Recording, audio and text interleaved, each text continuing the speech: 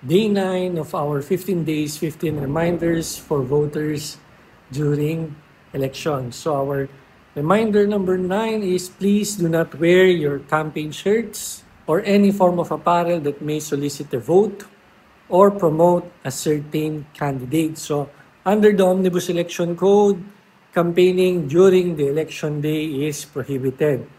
And it particularly prohibits undertaking any form of propaganda during the election day. And wearing your apparels, wearing your shirt with the face and the name or the slogan of your candidate, wearing a cap or a hat, having the name, the face, or the slogan, or having a wristband, no? Having the slogan or the face of the candidate is not allowed during the election day.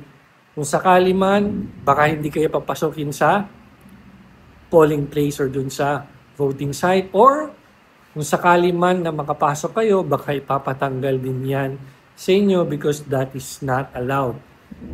However, if your candidate wears what you call colors, no? Let's say for example, this candidate always wear red, the other candidate always wear white or pink, you can use that to signify your support for that candidate, but please, wag yung damit na merong pangalan or mukha nila. Okay lang kung blanco, plain na white, plain na red, plain na yellow, that's okay.